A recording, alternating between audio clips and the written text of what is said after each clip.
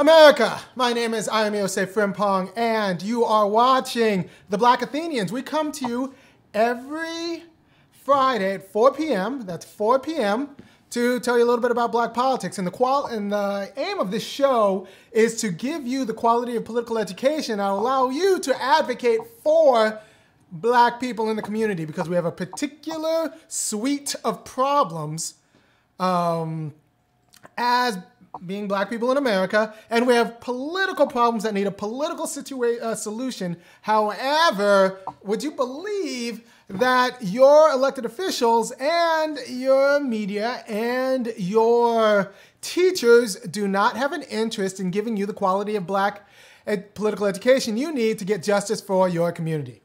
And so we're going to figure it out together now every Friday at 4 p.m. Because I think Neely Fuller has it right when he says, if you don't understand how white supremacy works, everything else you think you know will only confuse you. And I am tired of living in a world where black people are unnecessarily confused, and it's not their fault. And anyone who tells you it's their fault is part of the problem. And I'll say that again, just to make no mistake. Anyone who tells you that the problem with black people is not on your side. And so, very quickly, do you have the opening queued? Okay. So we're going to get you the opening, and we're going to talk about families, we're going to talk about marriage, we're going to talk about what that means for our freedom, and we're going to do it right after this opening. Hit the beat.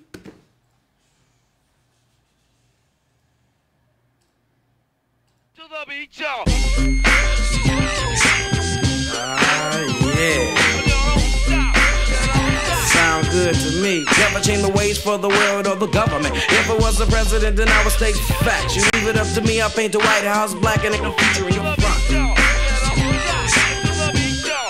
All right. Welcome back, America.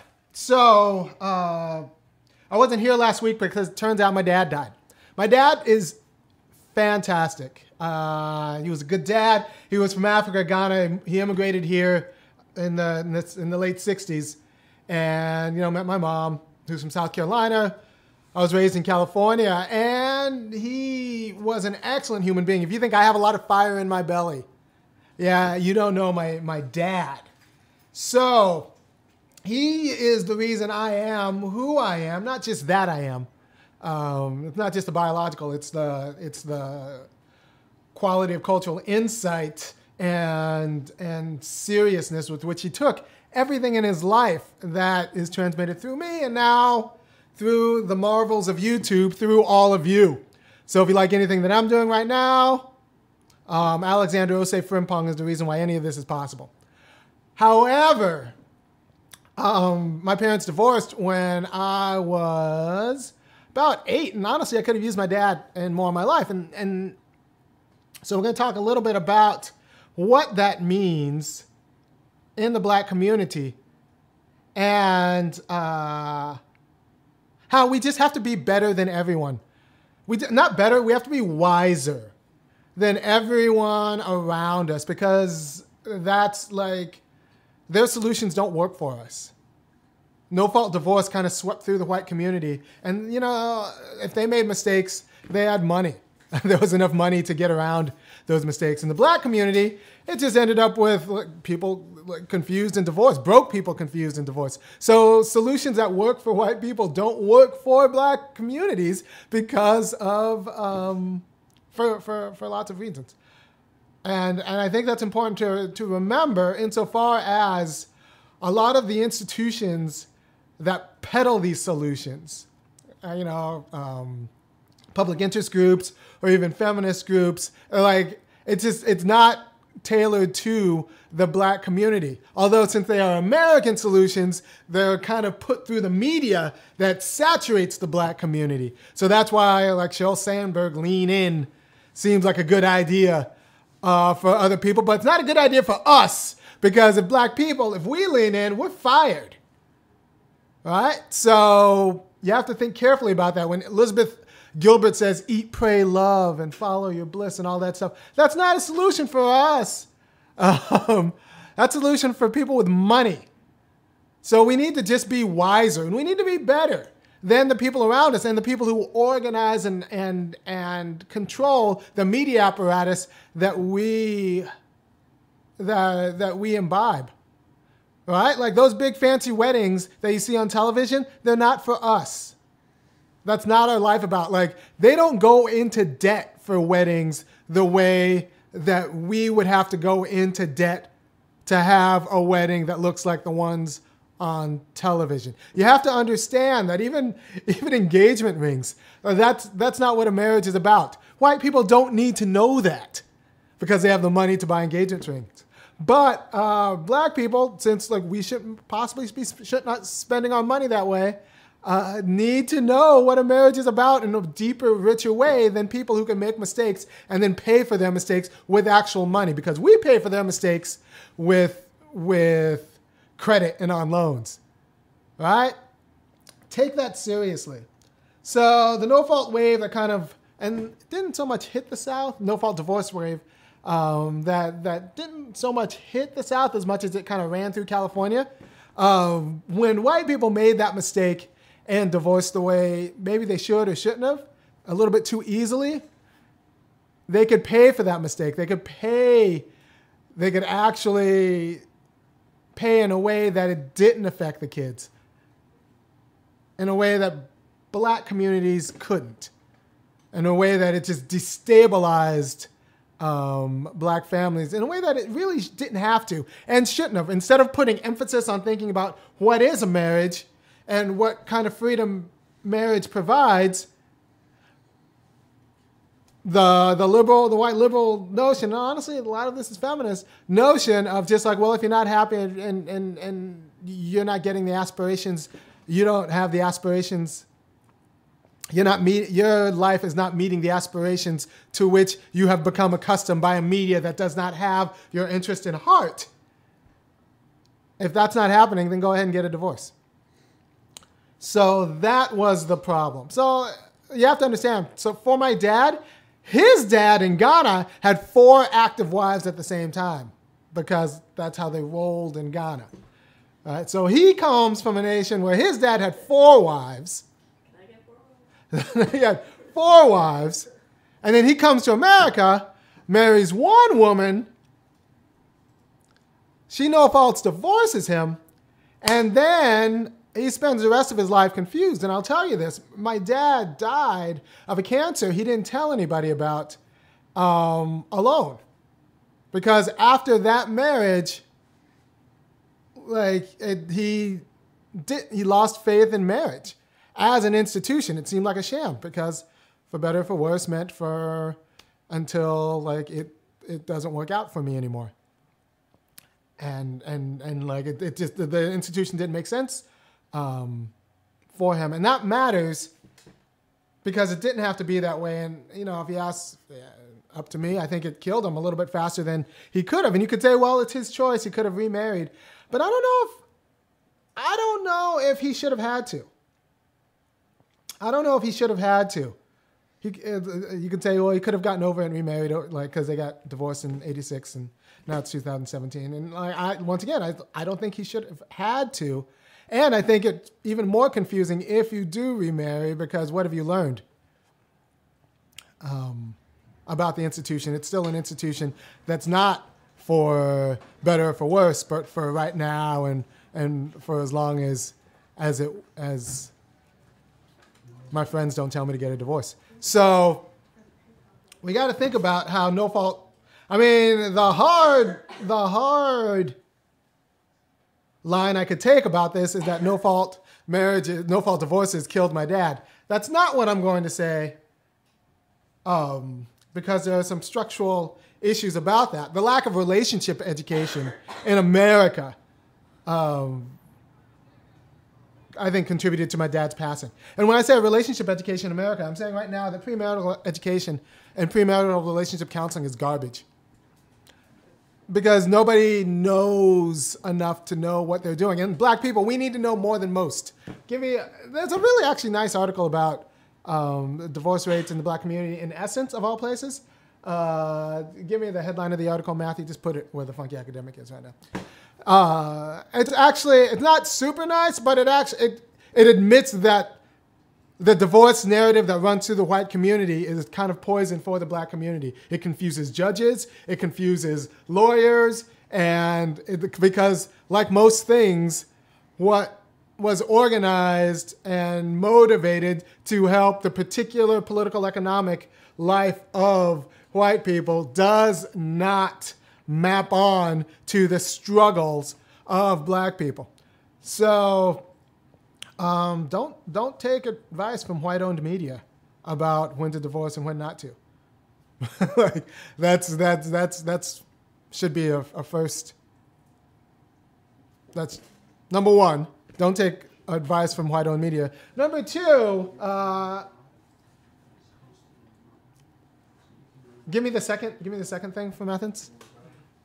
Pull it up, yeah. So this second bit of essence is it takes a village to get a divorce, which means that if you look at the data, it turns out that divorces kind of run like viruses. If one person in their friend group gets it, then like everybody else gets it.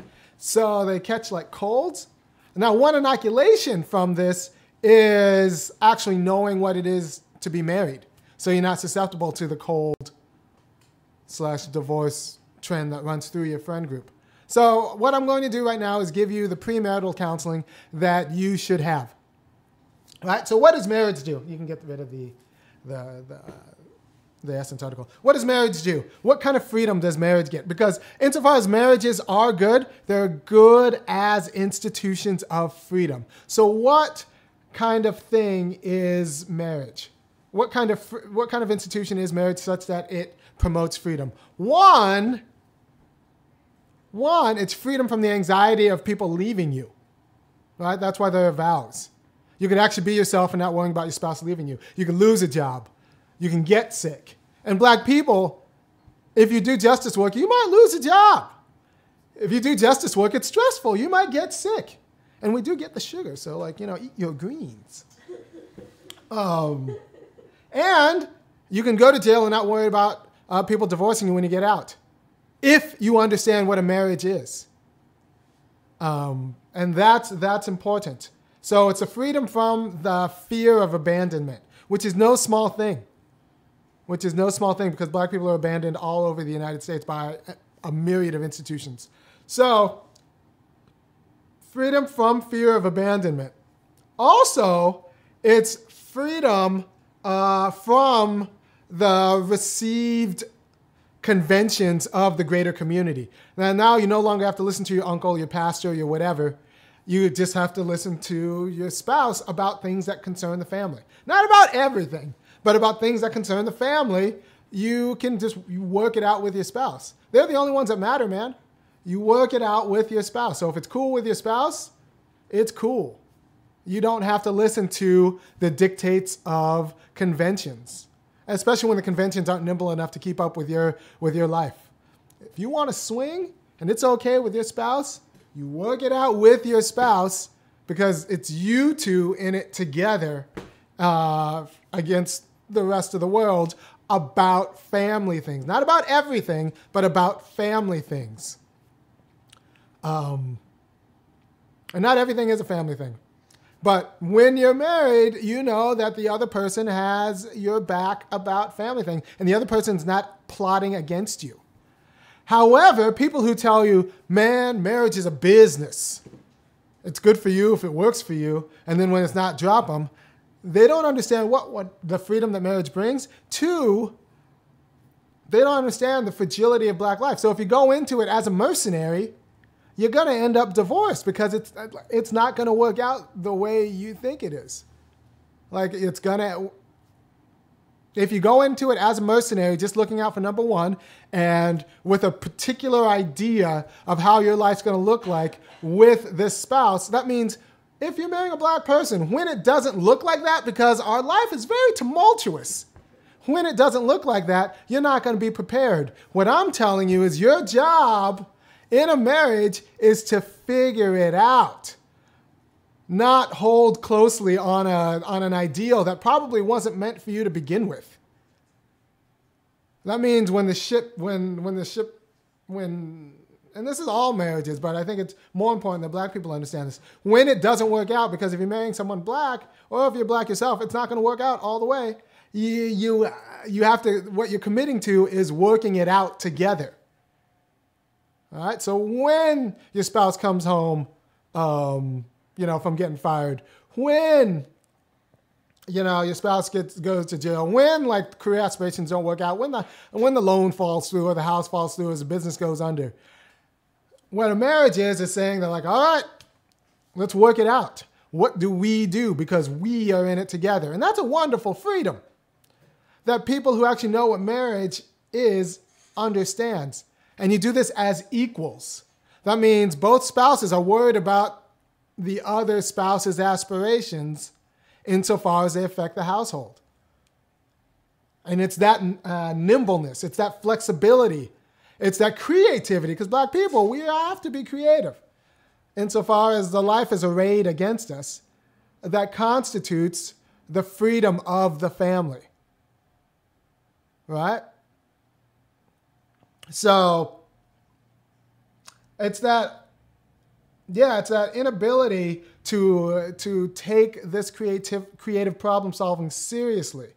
This inability to hold on to your aspirations because they were given by a white media that just was never going to be about your life, or not your life with this guy, or with this woman, that causes these divorces. So go into it now from this video forward knowing that like your job as a spouse is to work it out. That's what marriage provides. Not necessarily stability, because if you're black, there's no foregone conclusion that anything about your stability is going to happen. And honestly, if you're getting your ideas from stability from the media, that's not appropriate, because white stability looks different from black life. When white people talk about, well, we want stability, they want money. They want, and like not $40,000. If you talk to a white woman who's talking about like, I want a stable man, they're talking about a guy who's making over $120,000 and they don't care if he rapes them on occasion. Like that's what they say when they want like a stable man. So their notions of stability were never about black life. There's, I don't know if it's Donald Trump. Someone said there's no such thing as an ugly billionaire. Like, yeah, don't let the Me Too fool you. Yeah, I think that was in fact him. Was that it's true? There's no small amount of truth in that, in these mercenary marriages. But that marriage is contingent on his money. It's not even about love. But that's a business relationship. That's not even a real marriage. Because they're saying that if for some reason this guy lost his billions, they divorce him. And that's still not a marriage. So don't take your cues from white marriages, because they have more money circling around their marriages than so much so that it distorts their experience of both the marriage and reality and themselves. So in our marriages, there's someone black involved. What you're committing to is working it out when, in the eventuality, things go left. Working it out in the eventuality and things go left. Don't expect your relationship to look like the relationships on TV. Your relationship's going to look like a relationship that's just pledging to each other. You don't have to listen, like I said, you don't have to listen to your pastor. You don't have to listen to your neighbor. You don't have to listen to a community member. You just have to work it out within you two about what a good life looks like for you two. That's what freedom buys you, an emancipation from all of those other influences and those conventions. Now, if you don't have that freedom in your marriage, if you're in a mercenary marriage, you are susceptible to civil society. What does that mean? Right? So marriage has won us freedom from the received conventions. Right? Once again, marriage has won us freedom from received conventions. And that's good. You don't have to do it because your dad did it. You don't have to do it because your grandpa did it. You don't have to do it because your great uncle tells you to do it. You don't have to do it because that's just what you're supposed to do. You don't have to follow the script anymore. Now you write your own script with your partner. However, you've gone out, if you're in a mercenary marriage, you've gone out of the received conventions and into the fire of the market. Right? If you don't figure out co-determination in a marriage, as in determining what your marriage looks like between you and your partner, you're now on the market. Right? Now you're susceptible to all of those predations of the market. That means the commercials that tell your spouse that you're not doing it the way you should. So we're going to talk a little bit about civil society, then I'll bring it back to marriage. So civil society is where you show yourself to be an individual. Civil society is where you show yourself like what you buy, what job you take or don't take, what you do in the life, and what Hegel calls the system of needs. These are voluntary associations. What club you join, what church you join, how you like what food you order, how you like whatever. That's all an aspect of civil society, right? But remember, while people say that civil society gives you freedom, all of those institutions in civil society want something from you. They're not about you the way your spouse is about you. They want something.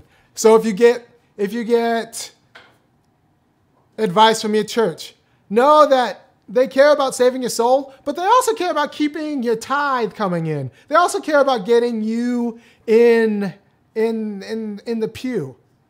Like if you get advice from your job about like your life, they might be about you, but they also want to keep you working at a certain amount of wages. All of these things in civil society, these volunteer organizations, they have an interest in you meeting their needs. Whereas your spouse, it's supposed to be about an immediate unity of we. We are in this together. Like the song. Is that Al? We are in this love together. That's not Al Jolson. Al Jarreau. We're in this together.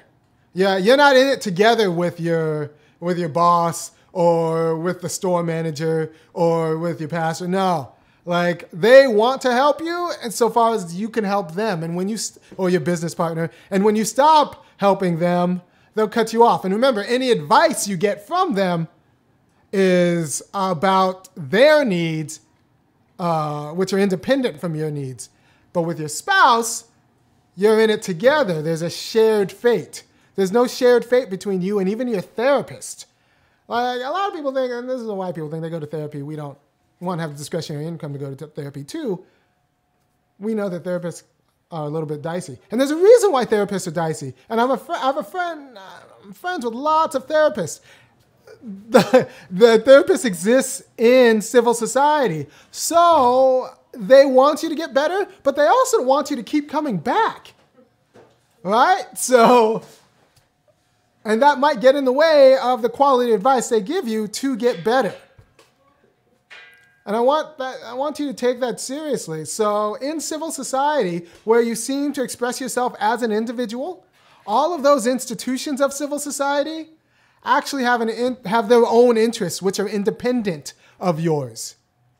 Whereas your spouse, part of what it is to be in a just marriage is that you guys identify your interests insofar as they affect the household with each other. So they don't have an interest that's independent of yours. That's why you have to work these things out together. And if they act as if you're like, this is just an institution in civil society, if this is just another business, it works until you lose your job, then they don't understand what a marriage is. You haven't afforded each other the freedom of a marriage, which means the freedom to, like, on occasion, make a mistake. And if you're black, on occasion, to be the victim of racialized America, especially if you're willing to stand up for black people. I've said it before. America doesn't punish America for being black. America doesn't punish black people for being black. America punishes black people for standing up for black people. So in your marriage, you have to know that when America punishes you for standing up for black people, you're still in it together. You and your spouse are still in it together. You're going to figure it out together. And not appreciating this led to what I think is a 70% divorce rate in among black women in the black community. And that's just, it doesn't have to be the case, but it is going to continue to be the case as long as the people being married are black, but the notions of what it is to be married are white. I'll say that again. The divorce rates, especially the no-fault divorce rates, are going to go up through the roof as long as the people who are married are black, but the notions of what it is to be married are white. So we need a notion of what it is to be married that's actually adequate to the truth of our situation, and which means we're in it together and we co-determine what it is to be in this relationship unit together. And I hope that's clear. And this isn't just advice. This isn't just marriage advice for black people. This is marriage advice for what a marriage is as an institution of freedom. However, it's more important that black people understand this because we have to be wiser about everything. And I was talking to my friend about this before because the stakes are higher for us about everything. I was talking to my friend about this before, and I was saying, like, look, being black in America, in a lot of ways, it's like hitting the NBA, right? Now you have all this money. You have two choices. You either listen to your conventions, which is like your grandma saying, put it in the King James Bible and put it under your mattress. Or you have your agent who might have your interest in mind, but might also be a predator. And let's be honest, if they're your agent, they're a predator.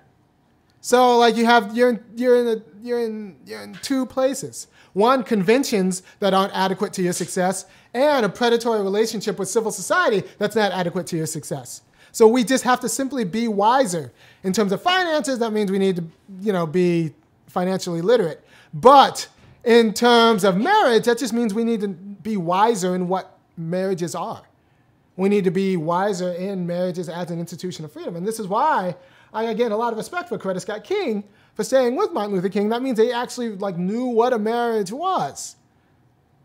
They knew what a marriage was. They didn't let either his indiscretions or a media take their eye off the ball.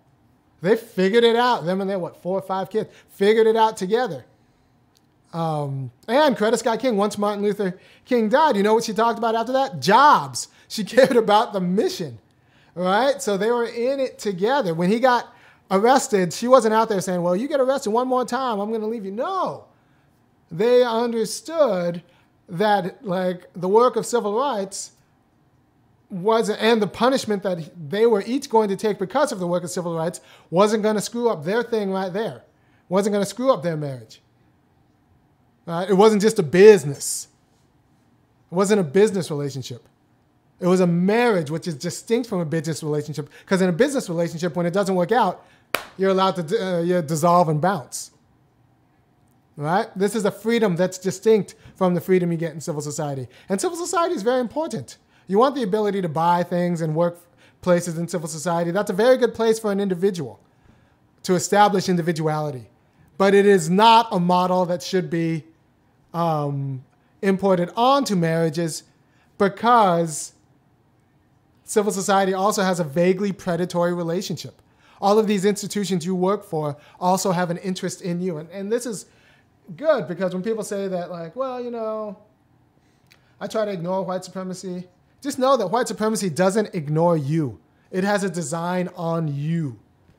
It's vaguely predatory. And not vaguely predatory, it's actually importantly predatory.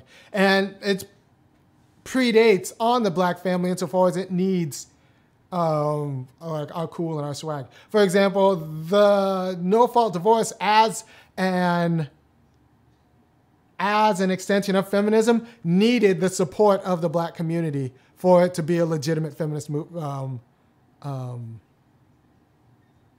campaign.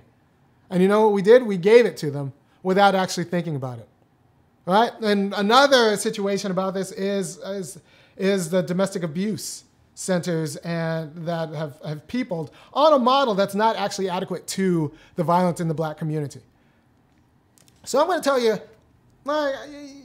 in me, you have what I'm a very high-profile mole. I know white people. I know their marriages. I know their institutions. I know their schools. And I'm going to tell you that real patriarchal marriages, and I can give you the literature that'll back this up, or you can just take my word on it and kind of cycle this back to the white people you know. Real patriarchal marriages are in white communities, and they don't have violence. They don't need violence because the women consent to spousal rape. Like, the women consent to the idea that, like, I just give my husband sex when he wants it, how he wants it, and it's not my place to say no. They consent because, there's an asymmetry in incomes, so that they do it for the same reason there isn't a such thing as an unattractive billionaire. They do it for the money. They do it for the status. That's like I said, I'm a very high-profile mole in white society for you. That's their marriages. That's not our marriages. We fight a little bit more because the powers are equal. So we're like working it out. So there's a little bit more bidirectional violence. Plus the stresses.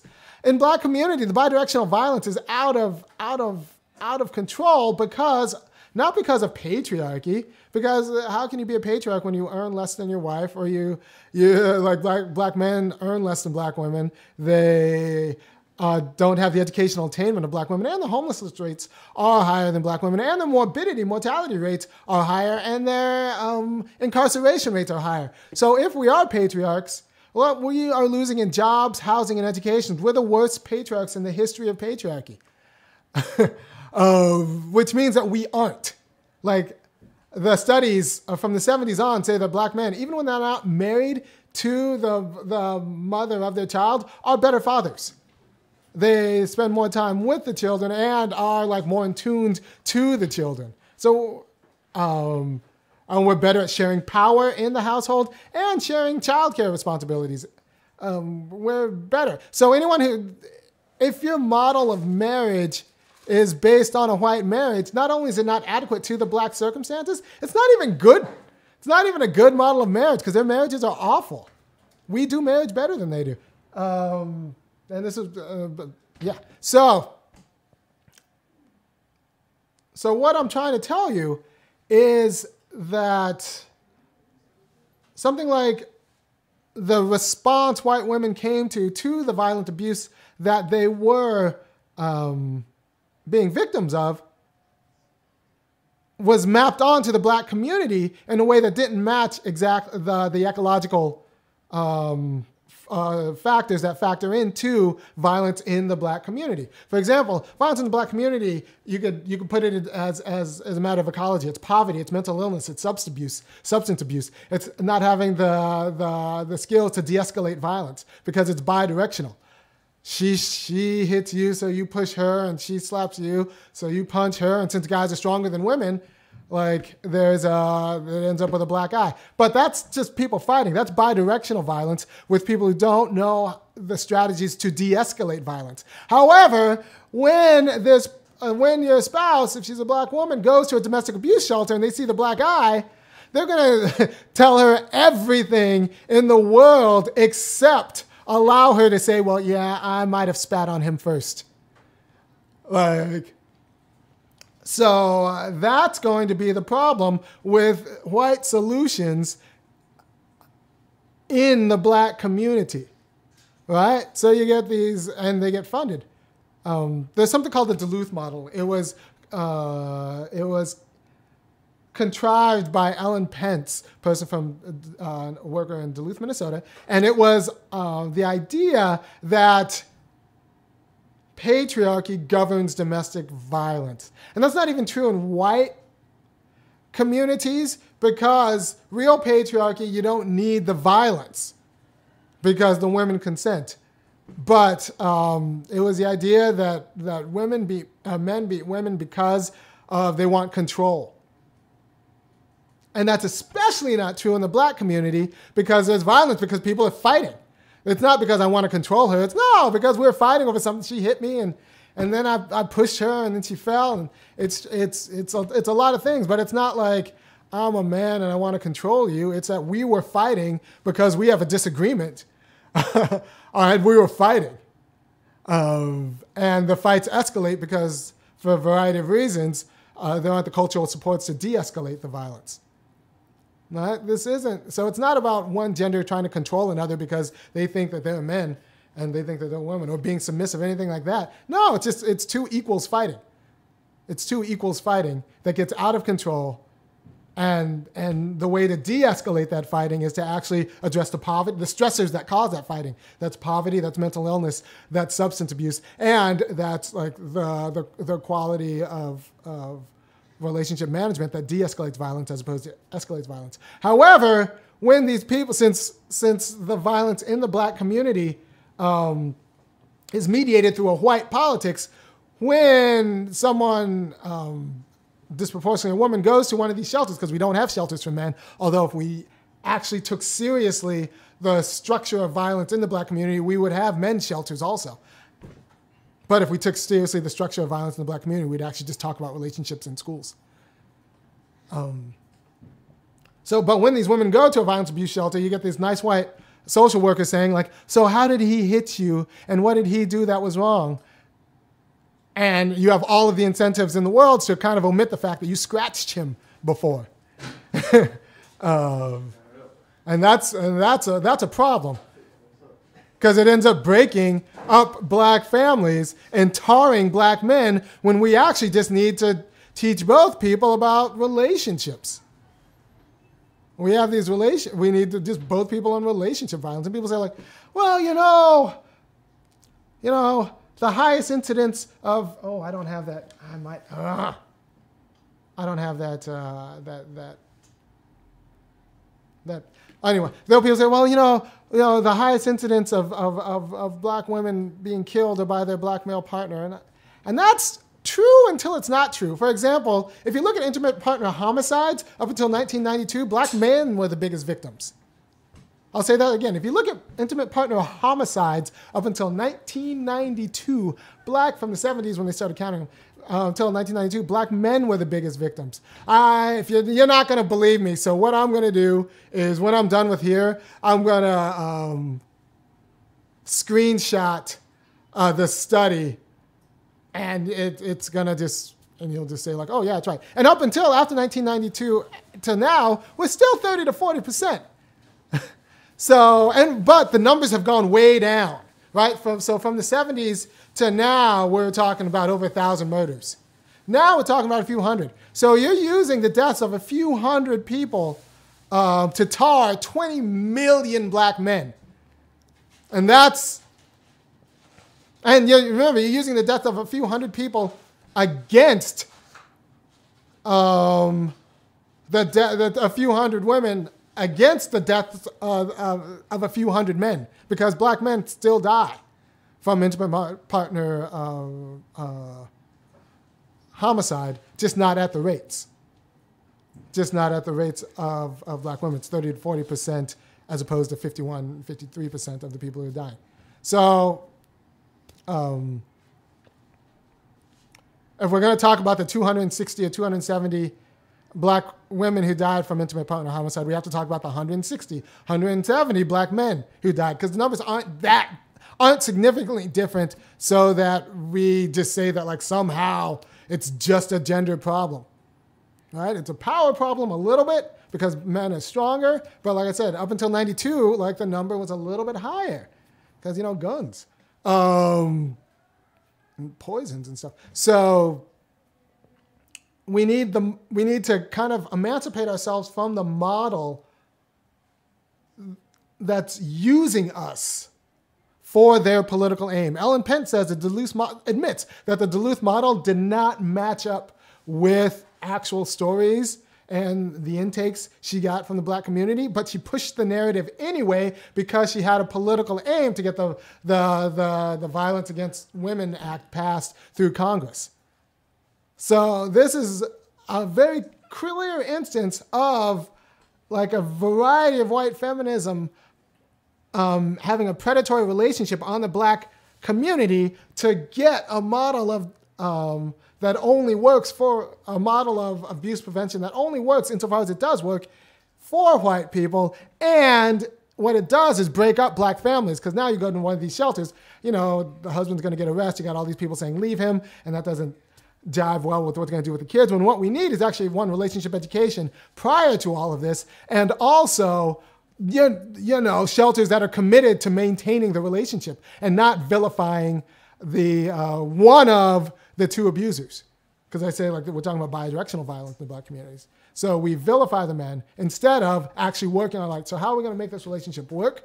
How are we going to help both people be better to each other and to de-escalate the violence? And what are we going to do as an issue of feminism to get rid of the stressors that cause violence? So what are we going to do as an issue of feminism to deal with poverty? Not just equal pay for equal work so that, like, women CEOs make the same as male CEOs, but instead we're going to see, like, what's it going to do to get black CNAs, nurses, teachers hired, but black CNAs paid and black men working so that the stressors that cause this ecological violence go away. So we need to talk about poverty, mental health, and substance abuse if we're serious about talking about violence. But since the model that's given from the white community isn't serious about talking about violence, they just want to blame men. So if you're serious about getting rid of violence, deal with the ecological things, especially in the black community. If you're serious about getting the low-grade violence that happens to women, white women in the white community, you got to get serious about dealing with all sorts of issues around what patriarchy really looks like and the asymmetry in power in white relationships. And the fact that often when women attach themselves to a white guy for the whole dollar, they kind of know what, they kind of don't mind the other thing because they want the whole dollar. They want security in the form of not $40,000, not $35,000, which for black people, that's security. They want security in the form of $120,000. And they're willing to alienate themselves from their body in multiple ways to do that. So don't let their solutions, like, screw up our life. And I say this because there's no doubt in my mind that white feminism got my parents divorced. And like I said, it's not my mom's fault necessarily because it was in the media she was imbibing.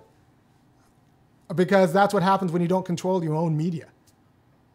And you can't counter program a media and contest a narrative that only really works for white people insofar as it did work at all. All right, screwed up a lot of black families. Do you have anything good on YouTube? First of all, how many people are watching this? 80? 115. 115? All right, good. All right, so you need to go out and share this with your friends. Like I said, that was all of the premarital counseling you need. We're in it together. You don't have to listen to conventions, and you don't have to listen to civil society. You just work it out, whatever works for you. About the household, not about all aspects of your life, but about the household. But in order to be an individual, you need to participate as an individual in civil society. That means both in the struggle for justice and in your job. And, like, you know, my wife's not deciding what dissertation I write, doesn't decide what clothes I buy or, like, what I have to eat or where I eat or, like, no, that's all, what clubs I join. That's all you as an individual. But about the household things, you are in it together, and you don't have to listen to anybody. You don't have to listen to the predations of civil society that say you need a wedding ring or a house that's of this size. No, that's just something you work out between you two. And if it's good for you two, hang the rest. And don't let civil society screw up your marriage, and don't let conventions on the other side screw up your marriage. And like I said before, you're in this position now, you're like an NBA player who has money. And, like, your only options are listen to your grandma who says put it in the King James Bible, put it under your mattress, which might not be right, or listen to your agent who has his own agenda, which might not be right. So, like, so you're in that space where the only person you can be free is not going to be your agent who has their own agenda, and it's not going to be your grandparents who might not know who are giving you an unthoughtful convention. It's going to be with the person you can be honest with, which should be your spouse who has your interest in mind because you're twinned together. All right? So that's the freedom that marriage brings. It's the one person you can be honest with who actually has your interest in mind and not just saying they have your interest in mind, but they have an independent interest. So if you don't want a marriage that's just two people plotting against each other, you're going to want a marriage that's two people who are in it together, who both have independent lives in civil society, but when they're talking about this thing in the household, they're figuring out together with each other for the sake of each other. That means you're listening to each other as equals. Nobody's submitting to, no, that's nonsense. You're working it out as equals, accountable to each other, for each other. And if you don't understand, if you don't know how to give power that way and share power that way, like, your marriage isn't going to work because the predations, either predations of civil society are going to screw it up, or the conventions that aren't really adequate to black life are going to screw it up. Hope that makes sense. Does anyone say anything funny on YouTube I should comment to? Or is... No, it's actually been pretty consistent. You know, we hear you. We hear you. Good. And like I said, it doesn't matter who you marry. Doesn't matter who you marry. It matters that you marry and that the person is mature enough to share power with you. Share power with you in the household, co-determining what the household looks like without the influence of like these outside forces who have their own interests, and without the influence of convention, which is unthoughtful. And if it's unthoughtful, that means it's free, not free. So you need someone you can solve problems with, someone you can be thoughtful with, and someone who understands that whatever happens from either conventions that tell you you need a wedding that's this big, or civil society that says, girl, if you're not happy with him, you should just bounce. The marriage is what buys you space from all of that. And in that way, it gets you freedom. All right? So I hope this has been helpful. Look, if someone had talked to my mom about this 40 years ago like this, I don't know if my dad would have died today. So tell your friends. Be very careful about people who tell you to get divorced. Because one, divorce is expensive. And two, divorce always influences the kid. People who say like, oh, well, it doesn't matter about the kid. Yeah, it does. Yeah, it does. It affects the kids. I would have been better off if I had a dad in-house. So, and not only, it's just not dad in-house. It's I would have been better off if I hadn't seen my parents just split just cause. Like, that's the thing. Like, to actually, it's one thing to not live with your dad. It's another thing to see your parents just split because, like, they didn't feel like working it out. Or they didn't have the skills to. So, work it out. Get the skills to work it out. Don't listen to people who say that, like, no, this is about you. You should leave if you're not happy. Or if he disrespects you, no, you figure it out. The only respect that matters about the marriage is the mutual respect in the marriage. You got to believe Coretta Scott King had lots of people, I suspect many of them white, saying, well, you just leave Martin.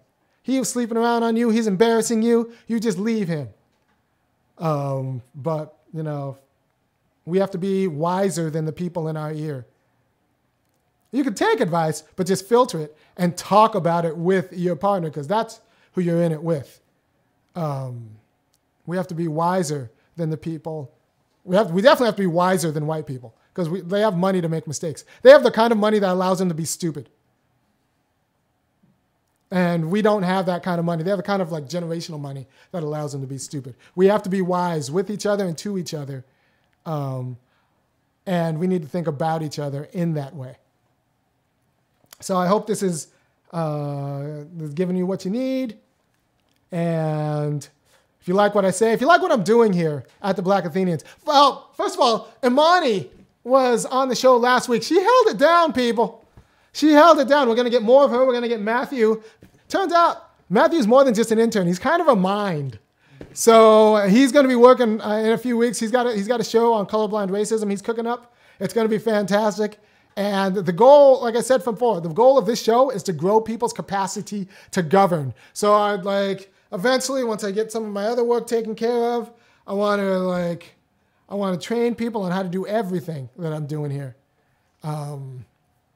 Everything. Because I want to grow your capacity to govern. And the best way we can govern is getting our politics right and getting our demands right and knowing who we are. Because conventions that are just handed down from generations aren't going to tell you who you are and in a way that's adequate to your moment. And then the predations of civil society, all these people trying to sell you things so you can be your freedom by choosing their product or whatever, they have their own interests. So they might allow you to be who you are, but know that they also have their own interests and they want to keep their good thing, which is not tied to your thing. All right? So like I said, think in mind. You have, if you're an NBA player, do you listen to your grandma who tells you to put your money in the Bible and put it in the King James Bible and put it in the King James Bible and put it under your bed? Or do you listen to your agent who tells you how to invest it, but also might be stealing on the side and probably is? You don't listen to any of them necessarily. You listen to the person who's willing to think through this for you and with you and is tied with you and is willing to think and be open. But is tying their fate with you. So if it works out, great. And if it doesn't work out, well, we're in it together. Like the Al Jarreau song. Peace. Facebook this to your people. Tweet it out to your people. This is all the premarital advice you need because you go to premarital counseling and they're garbage. So, because they have their own interests, which is to kind of keep you going and not keeping you actually like knowledgeable about what it is a marriage is and the freedom that marriage provides, which is the freedom from conventions and the freedom from the predations of civil society, which means when you get fired, you won't lose your marriage because your people know what a marriage is. Thank you. Tweet it out, Facebook this out, tell your friends. I'll see you next week, and peace.